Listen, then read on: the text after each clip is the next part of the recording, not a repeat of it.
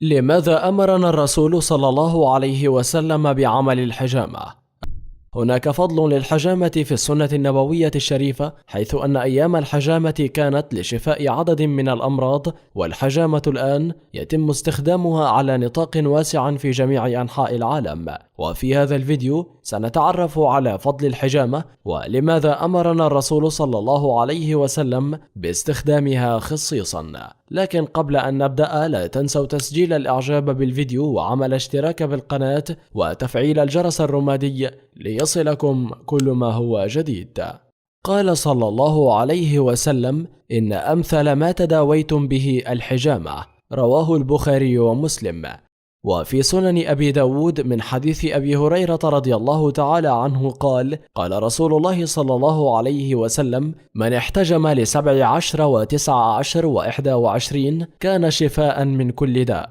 وثبت عند الترمذي عن ابن مسعود قال: قال رسول الله صلى الله عليه وسلم: إن خير ما تحتجمون فيه يوم 7 ويوم 19 ويوم 21. لكن الحجامة ماذا تعالج؟ تعالج الحجامة كثيرا من الأمراض، ومنها تخليص الدم من السموم الناتجة عن الاضطرابات المختلفة للأعضاء، ولذلك تقوم الحجامة بعلاج أمراض الدم، وتجدد نشاط الجسم، وتحرض مراكز الطاقة فيه، كما تعالج أمراض الجهاز الهضمي وأمراض الأوعية الدموية والكبد وبعض الأمراض العصبية.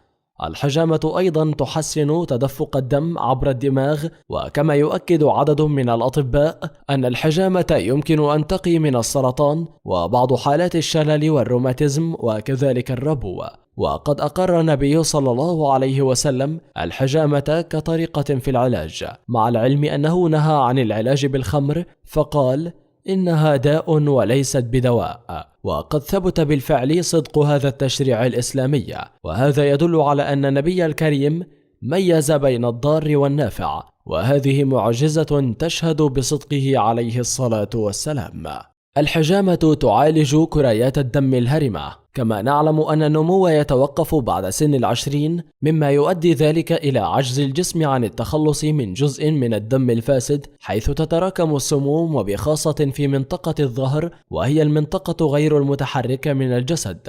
ومع زيادة الكريات الدموية الهرمة يؤدي ذلك إلى خلل في عمل الدورة الدموية، وبالتالي خلل في أداء أجهزة الجسد. هنا يأتي دور الحجامة في تخليص الجسد من الدم الفاسد. لكن أصدقائي، كيف تتم الحجامة؟ الحجامة ببساطة هي وضع كأس فارغة على منطقة الظهر، حيث هذه المنطقة هي الأقل حركة في الجسد، مما يؤدي إلى تجمع كريات الدم الهرمة. وبعد ذلك يتم تفريغ هذا الكأس من الهواء، فينجذب الجلد بسبب حدوث انخفاض في الضغط، ويحدث نشاط في هذه المنطقة مما يجذب إليها الدم، ويحدث احتقان موضعي للدم. ثم يتم بعد ذلك نزع الكأس وإحداث جروح صغيرة جدا في مكان تجمع الدم، مما يؤدي إلى خروج الدم الفاسد من هذه الجروح، وبالتالي إعادة النشاط للدم مرة أخرى وتخليصه من الرواسب والفضلات، وهذا يؤدي إلى تنشيط حركة الدم. لكن هل يوجد أدلة من السنة النبوية والتي تثبت فضل الحجامة؟ نعم، توجد أدلة على ذلك. فأولا، روى البخاري في صحيحه عن سعيد بن جبير عن ابن عباس رضي الله عنهما عن النبي صلى الله عليه وسلم أنه قال: الشفاء في 3: شربة عسل، وشرطة محجم، وكية نار، وأنهي أمتي عن الكي. صدق رسول الله صلى الله عليه وسلم.